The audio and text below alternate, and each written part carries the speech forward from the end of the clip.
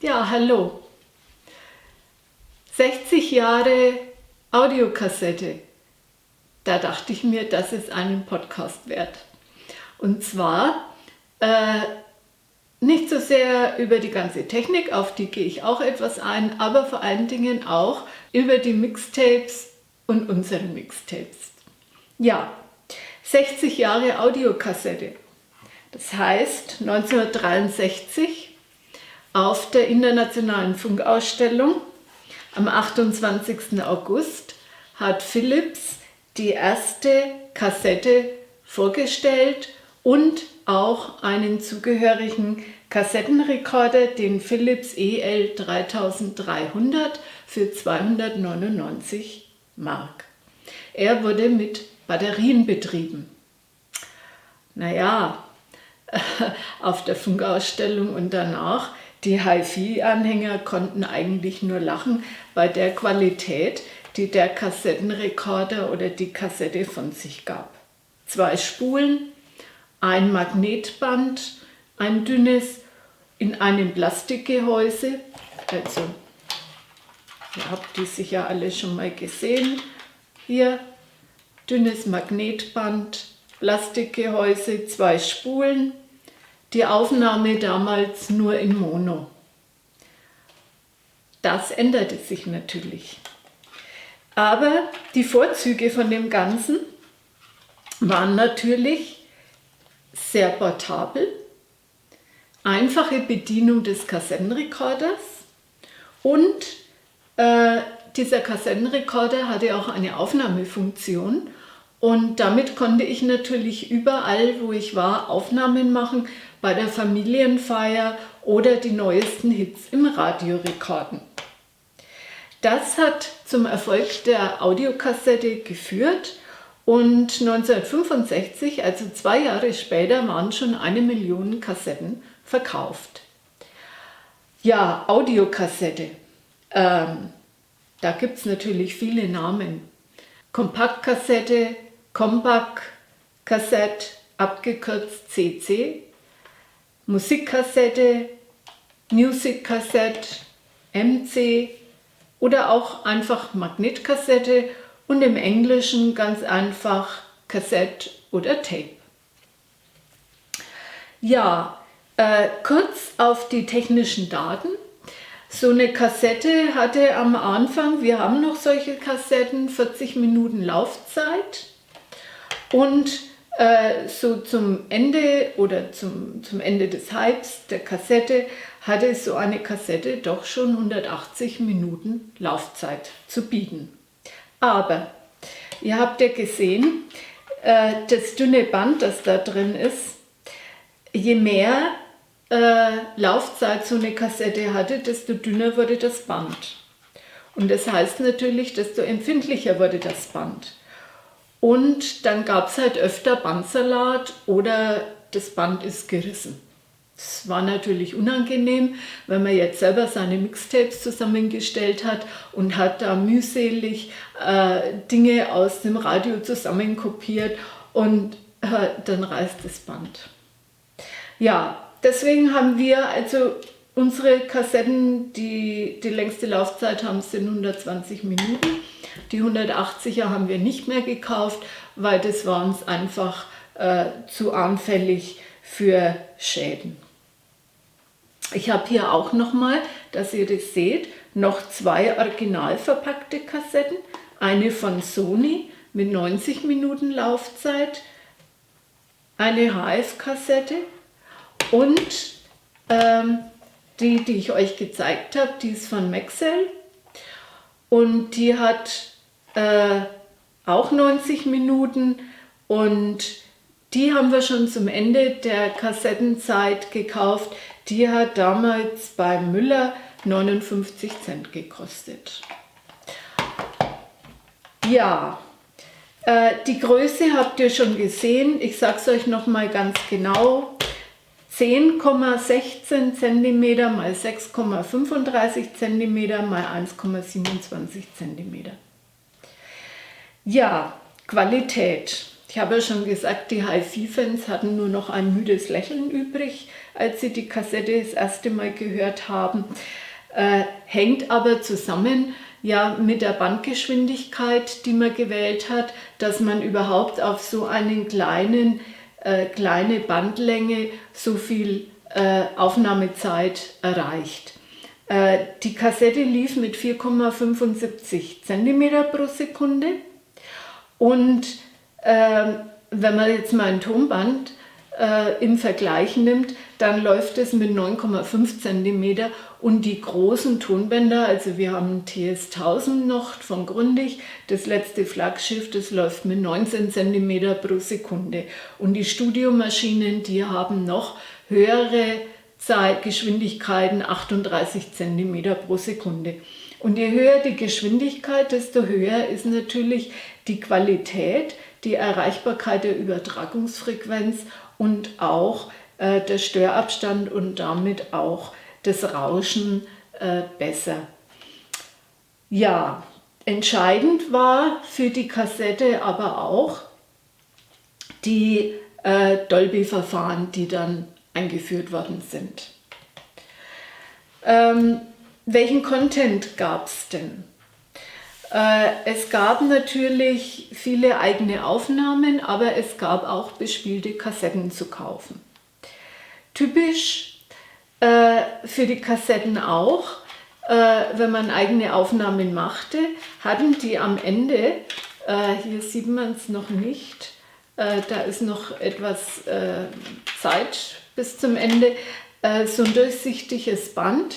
Das war da, dass der Rekorder erkannt hat, wann das Bandende kommt und gestoppt hat.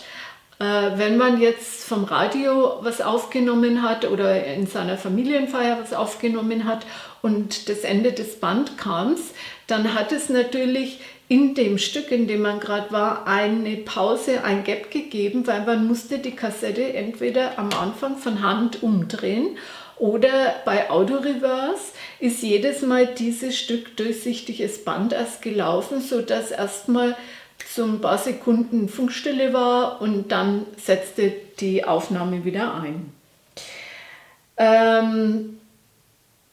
Ja, die Kassetten, bevor ich auf die einzelnen oder auf unsere Mixtapes und auf unsere Kassetten komme, vielleicht noch einen kurzen Ausflug.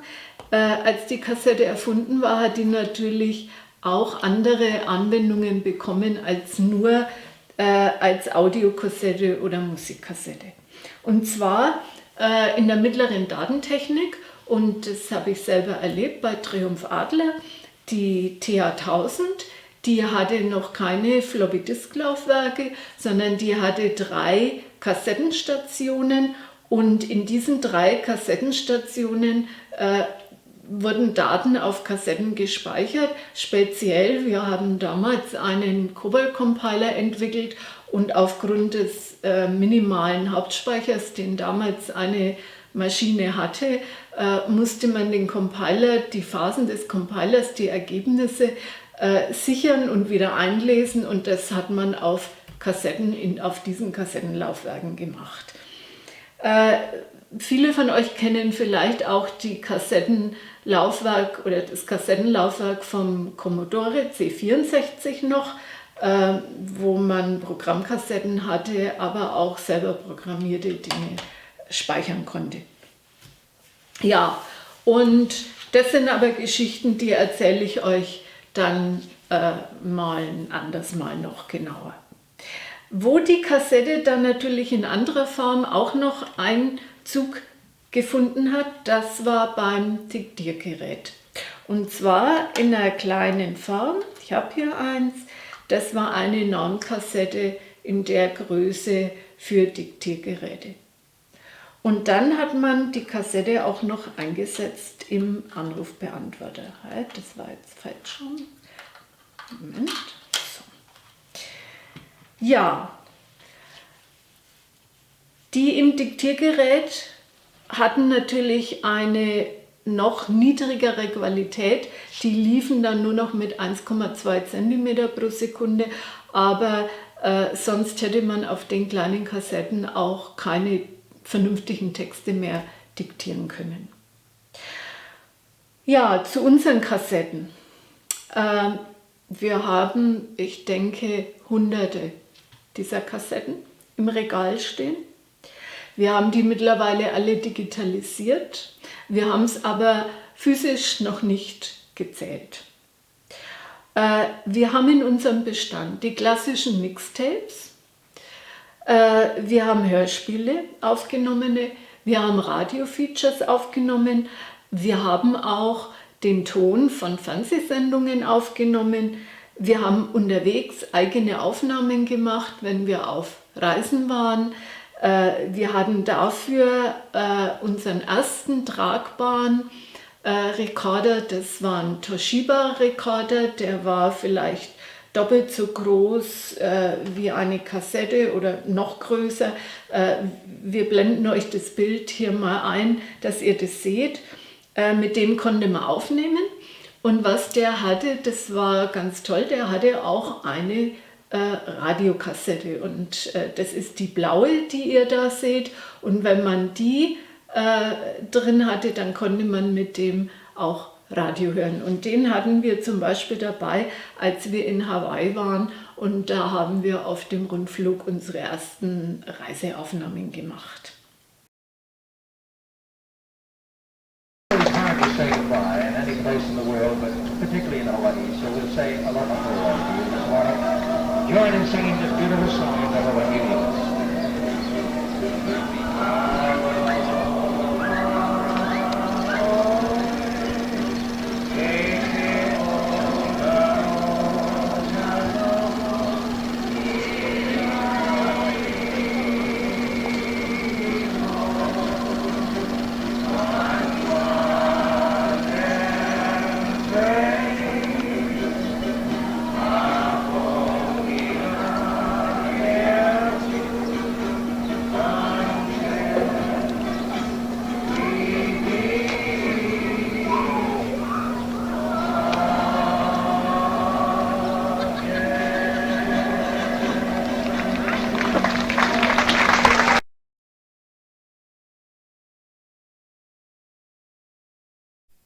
In your room, come join us at the beach because we are going to let's go for the show in maybe 2 minutes. Bien oui, chers amis GM, bonsoir. Alors si vous êtes autour du bar, si vous êtes un petit peu partout dans le village, venez nous rejoindre sur la plage puisque dans quelques instants, ça va commencer.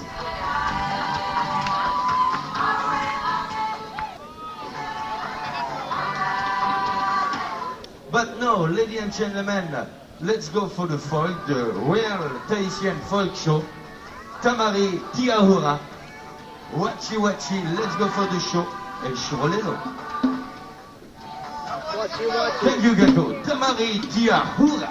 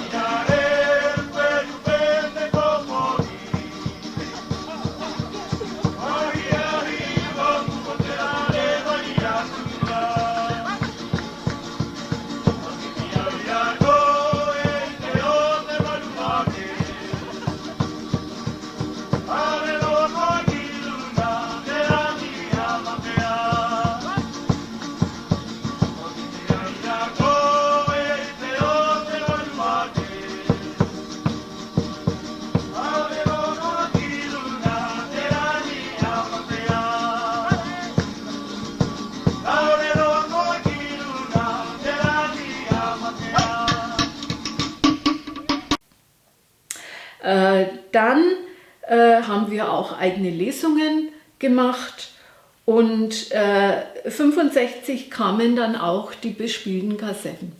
Und da haben wir uns etliche Hörbücher gekauft, vor allen Dingen englische. Die waren bei uns damals hier sowohl in Papier als auch in Kassette sehr teuer und wir waren etliche Male in London und da haben wir uns dann einen Stapel Bücher auf Kassette zum Anhören mitgebracht.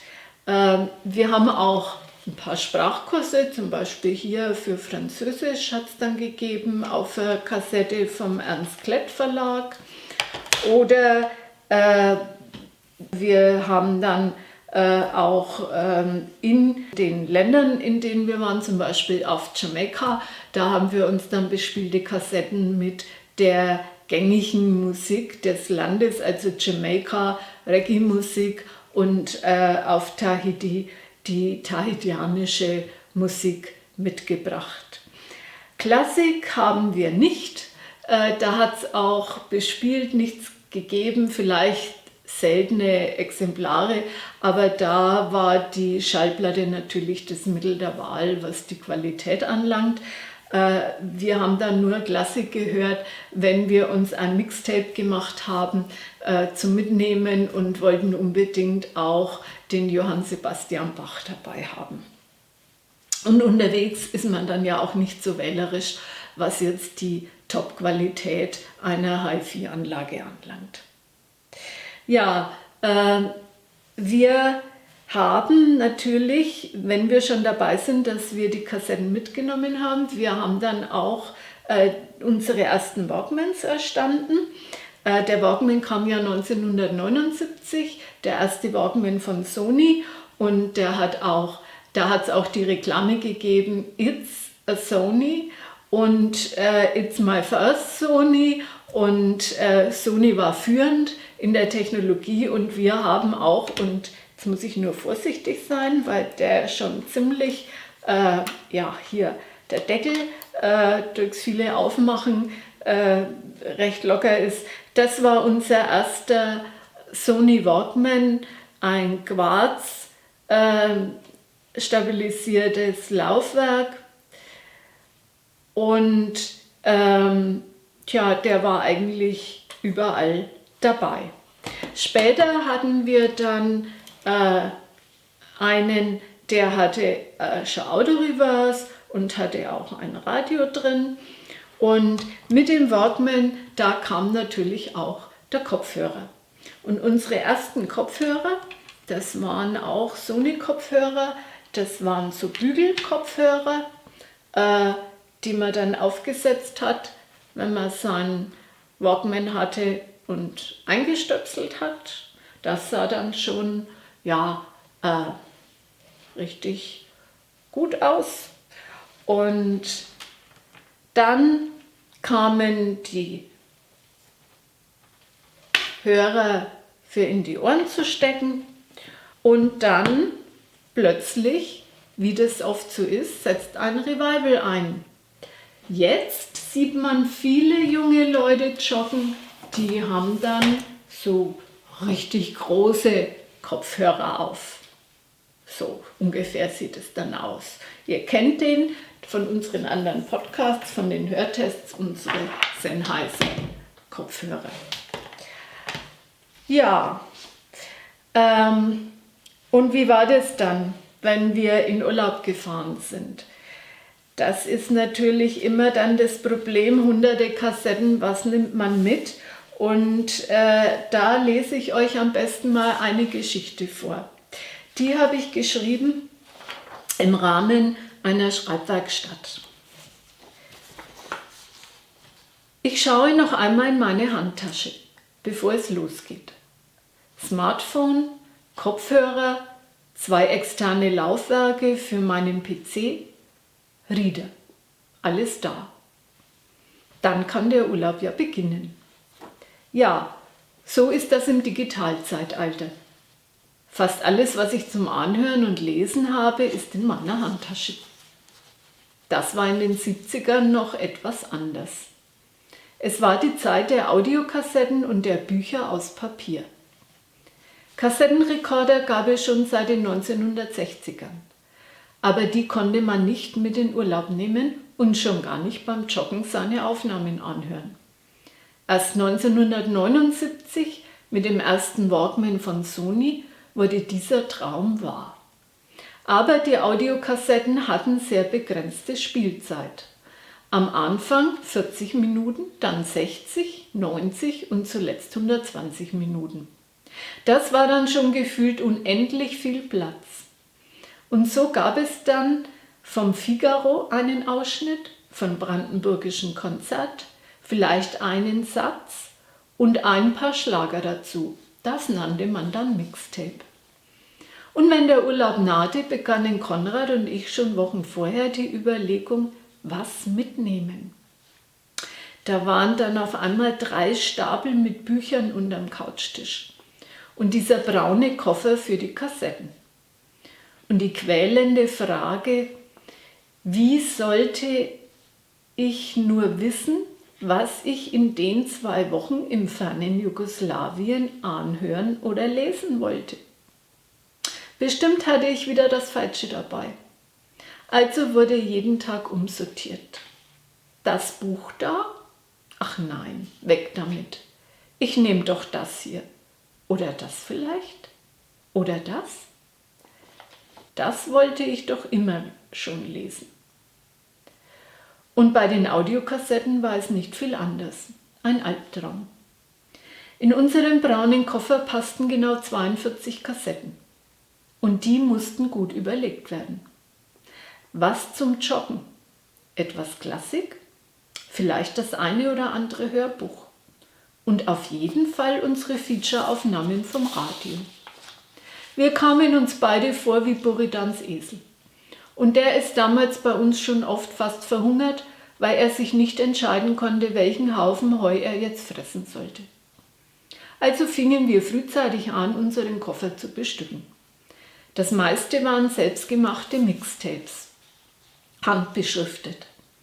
Meist auch noch mit einem Foto aus einer Zeitung oder Illustrierten, das dazu passte, beklebt. Ich glaube, an die 1000 solcher Kassetten hatten wir. Die habe ich dann durchsucht und das lief ungefähr so.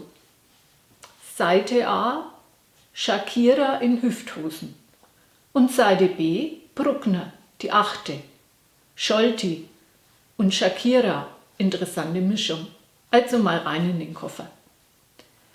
Seite A, Macho Man. Einen Anruf von unseren amerikanischen Freunden an Neujahr. Mike Oldfield. Grease.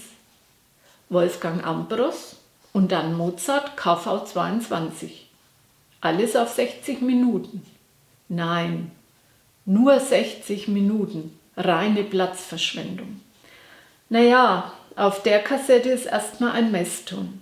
Muss bei Ingenieuren halt auch dabei sein. Danach kommt ein Bericht über Joan Baez. Und auf der B-Seite Dr. Hook mit Sexy, Eyes, Take That Look Off Your Face, Pilot of the Airwaves, Banana Boat Song. Die B-Seite reißt raus, kommt also mit. Ja, und so ging es weiter, bis der Koffer voll war. Vermisse ich das heute? Die beschränkte Auswahl führte natürlich dazu, dass ich etwas oft mehrfach und damit auch intensiver anhörte. Heute kann ich mich oft gar nicht entscheiden und höre mal da rein. Aber dass der arme Buridan nicht mehr darben muss und von jedem Heuhaufen genüsslich fressen kann, das finde ich doch sehr entspannend. Ja, Revival. Dieses Jahr haben wir passend zum Jubiläum im Bücherkasten am Strandaufgang 2 Kassetten entdeckt, die jemand da hineingelegt hat und zum Mitnehmen. Eine davon ist die hier. Also, die Kassette lebt. Noch. Revival? Naja, so richtig glaube ich nicht dran. In Zeiten des Smartphones, mit dem fast alles möglich ist, Musikwiedergabe, Internetradio, Aufnahme, Kamera, Videowiedergabe, Passt in die Handtasche, passt in die Hosentasche, digital, kein Qualitätsverlust, kein Bandriss. Nein, kann ich nicht so recht an ein Revival glauben. Ja, und wenn euch noch was interessiert zu Kassetten, dann lasst doch einen Kommentar da. Über ein Like würde ich mich auch sehr freuen. Und am besten ist, ihr abonniert unseren Kanal. Es gibt bestimmt noch interessante Dinge für euch zu entdecken. Tschüss!